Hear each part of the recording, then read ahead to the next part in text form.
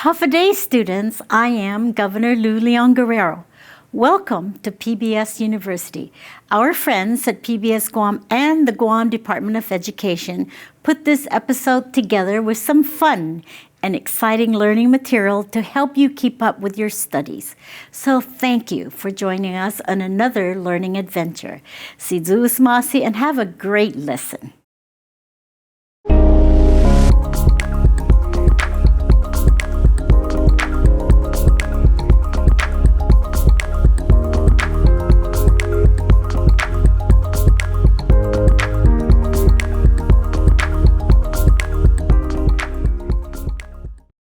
Håfa Day, and welcome to this series about archaeology and ancient sites of the Mariana Islands. These episodes introduce the most current facts and findings from archaeological sites toward clarifying what we know versus what we do not know about how people lived in the islands throughout the last thousands of years. This knowledge can support diverse new discussions, perspectives, and interpretations. I hope that you like this series, and I look forward to learning more together. Museums act as the caretakers of artifacts and the knowledge about those artifacts, as well as the interface for people to experience and learn about the past. One of the earliest and most extensive museum collections of ancient artifacts from the Mariana Islands has been known as the Hornbostel Collection, acquired by Hans Hornbostel for the Bishop Museum in Honolulu during the 1920s. Michael Bevacqua and Nicole Dueñas explore the possibilities of rediscovering the Hornbostel collection. Coming from Guam and learning about archaeology here and exploring the ways that we've come to know our artifacts or our material culture, our pottery and stone and shell tools and the lati that we come across often mark these very ancient and very sacred places and mark Chamorro ancestral burials. And so in learning of some of the early archaeological excavations, sort of first systematically collected our ancestral remains and artifacts, we come across in the history that is this German-American named Hans Hornbostel, who traveled to the Marianas and other parts of Micronesia in the 1920s on a collecting expedition for Honolulu's Nice Bishop Museum. The thousands of artifacts and ancestral remains that Hans Hornbostel dug up or collected and sent to the museum at this time, we've come to now refer to as the Hornbostel Collection. Visiting the Bishop Museum recently, and particularly having the opportunity to access this collection that's housed now in their ethnology department, we got to really reconnect with ancestral Chamorro artifacts that have been uprooted, so to speak, and disconnected from their descendant community since the removal in the 1920s. In researching Hornbostel, we learned through his records about how, for instance, he had chiseled out a pictograph, for instance, from a cave in Talafofo. In many ways, reconnecting with this collection or these materials that are like ultimately our own or our ancestry, it was, kind of speaking to that experience was like rediscovering a long lost like puzzle piece of our culture. But we had to travel a few thousand miles to see it and find it. In Chamorro, kana, right? Kana refers to this ancestral spiritual energy or force that's inherited and felt.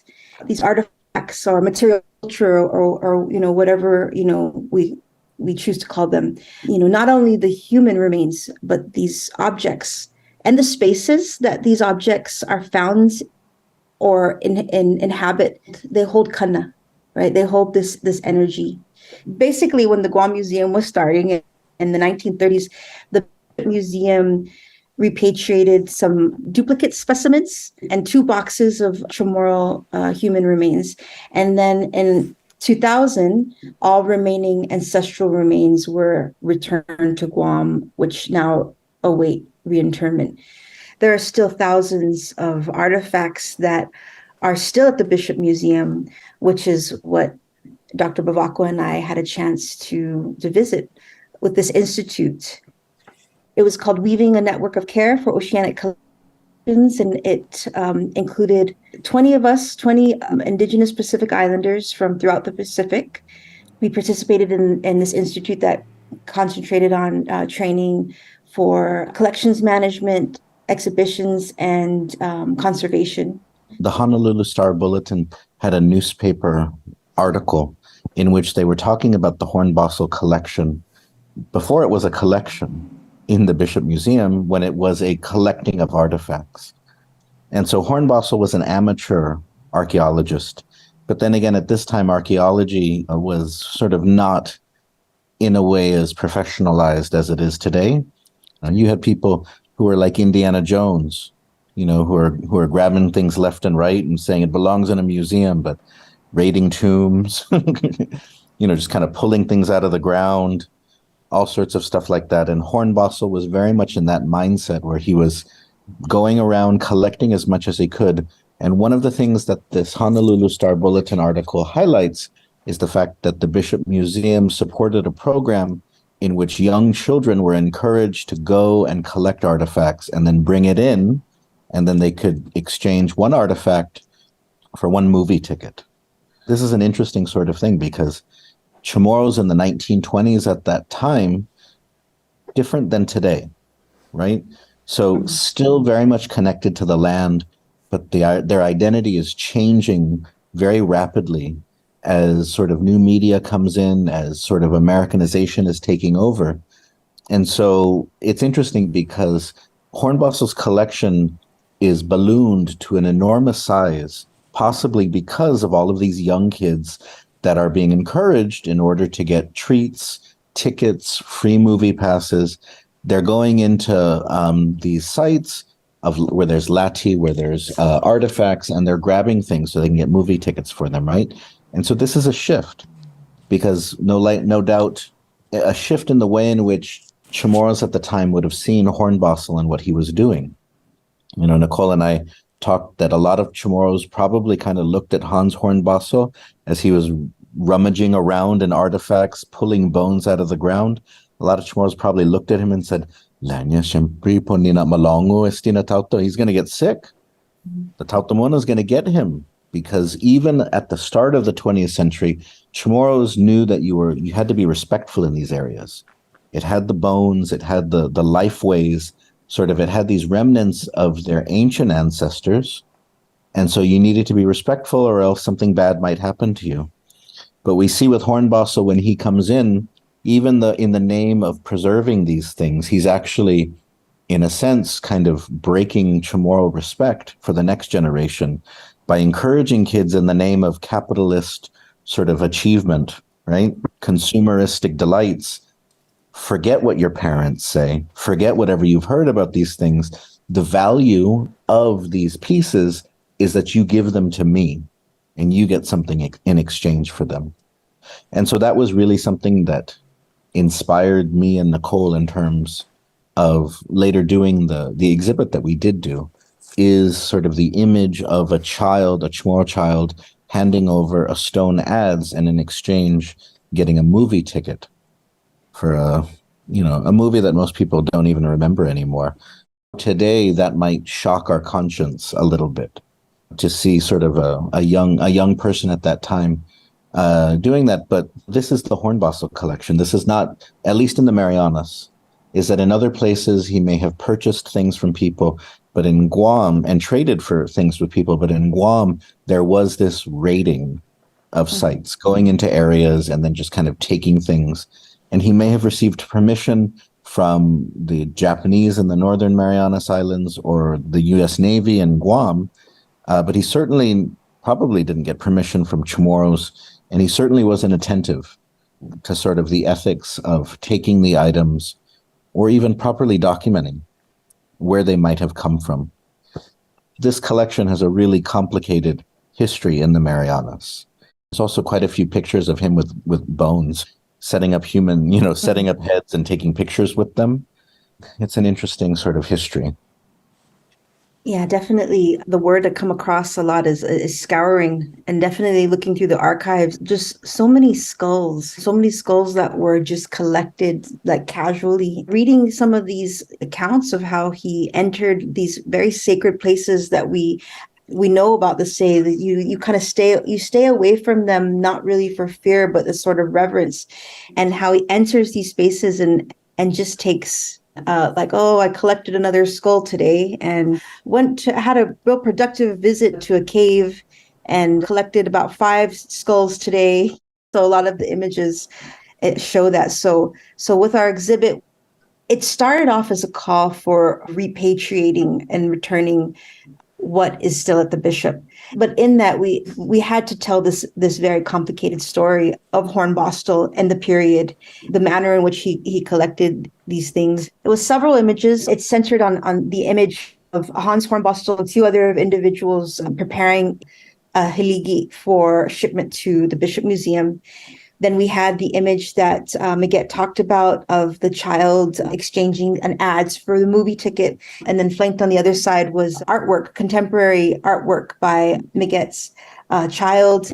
So I think the exhibit, it told this history, but then also kind of bringing it, to the current. And so all of this was floating above a installation that was an outline, was created with excerpts from Hornbostel collection list, which just reads like thousands of artifacts that are currently within the bishop's collection now.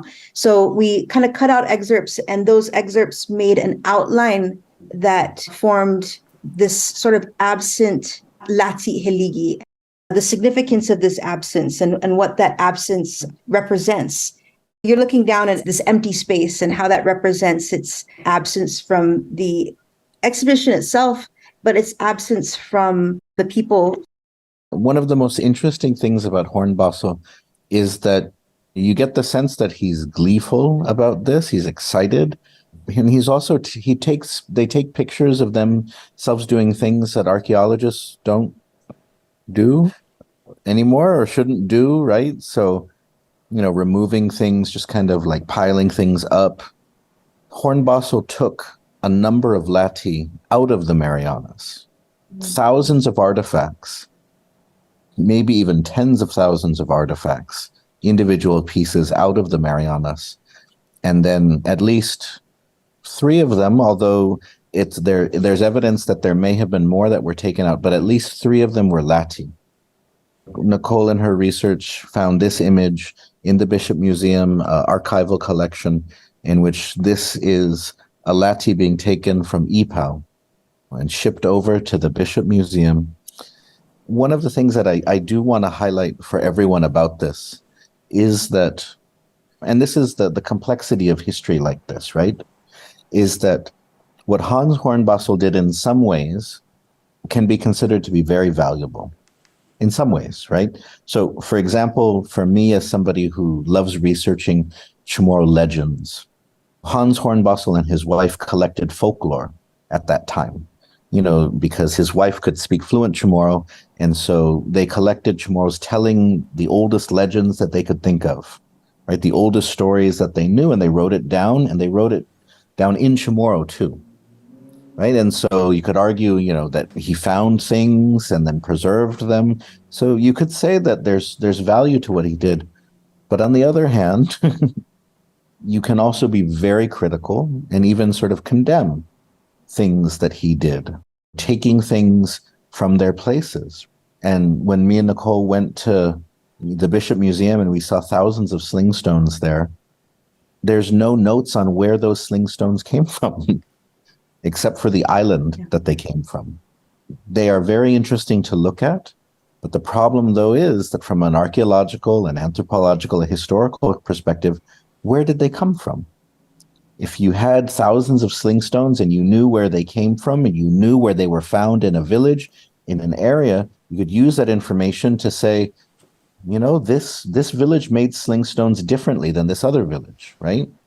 Or perhaps this was the site of a battle, because there's so many sling stones here. You could draw inferences, you could make arguments about it, right? But because Hornbostel was simply interested in collecting and taking, a lot of the potential value of what he obtained is lost. And this comes out in the news coverage that the Bishop Museum put out about what he was doing. They highlighted that the value of what he was doing was not necessarily for the Chamorro people, but it was that it would shed light on the larger understanding of human migration in the Pacific, that sort of the secrets of the Pacific and migration, where people come from, that by taking these lati and taking these stones, maybe they could unlock them and find them.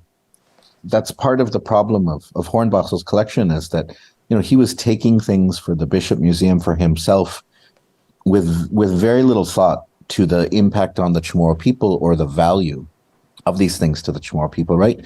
And that's part of the problem of that type of collecting, is that if it comes from a place, but you are completely ignorant of or disrespectful or disinterested in the people of that place, you know, that's very problematic, very unethical.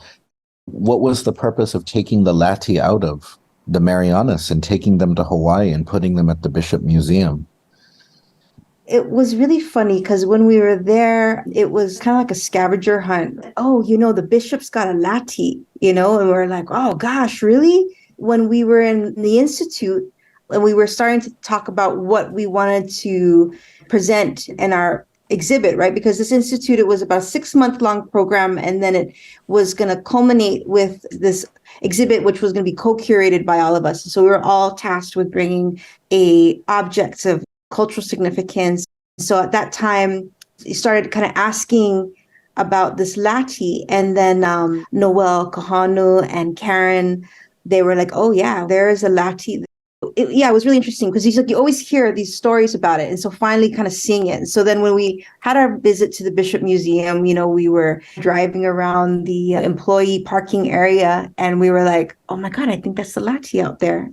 We had visited a few times, and we kind of put together that it looked like at one point it was on display, erected up with the tasa. By the time we saw it, and I know others who have been to the Bishop Museum have also mentioned that they saw it too, it's kind of just lying down in the back alongside, a pile of rubble. There are what look like 2 haligi out there, but we weren't able to find the tasa that went with it. The group of us with the others from Saipan, we did a small ceremony for it to symbolize it's getting this process of repatriating it back home started. And we're really working to bring it home. Nicole is being so polite. Even some of the people that work at the Bishop said the staff sometimes put trash on them because they just think that they're rocks. Sometimes people just kind of sit on them and eat their lunch. When we went there and asked about it, one of the staff said that they've been meaning to put a sign to indicate what they are, right? And as Nicole said, people have been talking about the lati back there for years. A few decades ago, they were part of sort of the landscape decoration for the Bishop. Because when you walk around the area now, you'll see stone megaliths, some small, some large stone sort of sculptures from different islands in the Pacific, right? So they got like Yap stone money there and stuff like that. And so at some point, the lati were among those. At sometime in the 1970s, they were taken away. They were put behind, they were hidden away. And so they are like in the back next to a rock pile now. And it just adds more controversy to the Hornbossel collection, because it is something which is controversial, because, you know, most of the things in the Bishop Museum, like when we went through their ethnological collection, most of the things there come from a collector or were collected by the bishop, and it says who made it. It says where it came from, right? It was paid for or it was traded for. And then the Hornbossel collection sticks out as all of this massive amount of stuff, these lati that sort of have no home, even at the Bishop Museum, because provenance and museums pride themselves on having that provenance, that paper trail that lets you know where it came from. It was legally obtained. Its presence here, it meets ethical standards. And the Hornbossel collection just has very little of that. very, very little about. And we saw, even when we were doing some of the sort of the activities, we saw that other things were collected in the Marianas that didn't have that stigma. Like, remember when we were doing the boxing exercise, and there was the woven bags that were collected by a Bishop Museum curator in the 1930s. And so he bought them in Guam, and then he brought them and it bears the name of the family that he bought it from, right? So it has a date on it. It has sort of a distinct identity. It has a place in the collection. But the hornbostel stuff is just a mess. Yeah, there were a lot of question marks. Some of this information we can still find some of this information in the Hornbostel archives. It takes some digging and matching up his specimen numbers. Some of it was never really officially accessioned. Thinking about these issues, right? I mean, thinking about the history of museums, the history of collecting and the implications of that. And, now we're at this point where we're having to go back and go into the archives and figure out what this information is, particularly for the Hornbostel collection. We don't have those here. Here we are in Guam. We've got this latte and other thousands of artifacts that are at the Bishop Museum and all the archives that go with it. Our people don't have access to that. Thankfully, the ancestral remains were returned, but also the objects, like I said, that have that spiritual energy to it. Now is the time that they should be returned. And I think also considering the archival accounts of hornbostels, to have access to that as well here in Guam. I think we were just lucky because we were with the Institute. I kind of wonder if we didn't have that in, I really don't know if we would have had access to the ethnology department the way we did, to tell you the truth. I think it is a shift in the Bishop Museum. My dad worked there in the 70s, and it was very different, very, very different at that time. It was still very much kind of a colonial, sort of imperial institution with Native Hawaiian elements, but to the rest of the Pacific, it could still be very kind of imperial in that sense. When we went there, everyone we met who works there was either Native Hawaiian or had been in Hawaii for school, gone to school in Hawaii, or have lived in Hawaii for a very long time. You got the feeling like it was much closer to sort of being a Pacific Islander institution than it had been in the past. That was definitely the feeling that I got. And I think that there was also, and it might have been because we were part of that program, and the Native Hawaiian Pacific Islander Museum Institute program was dealing with a lot of heavy issues. And like, how do we deal with them differently in a Pacific Islander way, as opposed to sort of like on the issue of repatriation, right? Where you have all these institutions around the world that are just saying, no, you can't have anything back. How would we go about it differently in the name of justice, in the name of decolonization? And so I think that definitely helped, that we brought that conversation into the Bishop, and that there was people such as curators and collections managers that we met with and worked with who were very understanding of what we were feeling, right? I guess it was really that kind of, reconnecting. It was like a feeling as if like, you were bringing into the space something familiar for these objects that have been put away in drawers for so long. It's like, like family coming to visit and feeling or seeing familiar faces.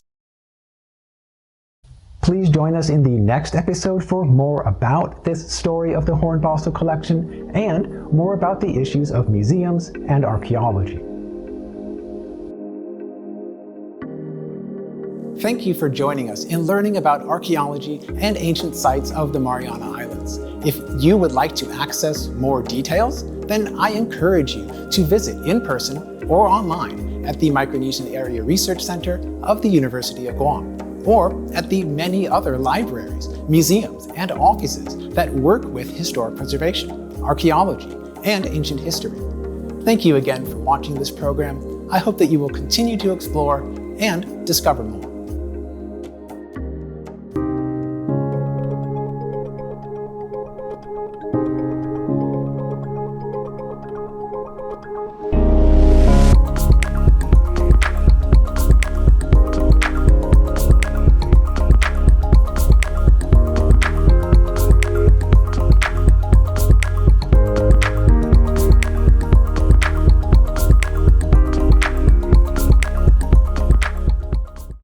I'm Josh Tenorio, your Lieutenant Governor. Thank you for being with us today and for taking the time to continue your learning with PBS University. I also want to thank your teachers and support staff at DOE and PBS Guam for their work and their commitment to you, our students. Si Dus Ma'asi, and we hope that you enjoy this PBS University instruction.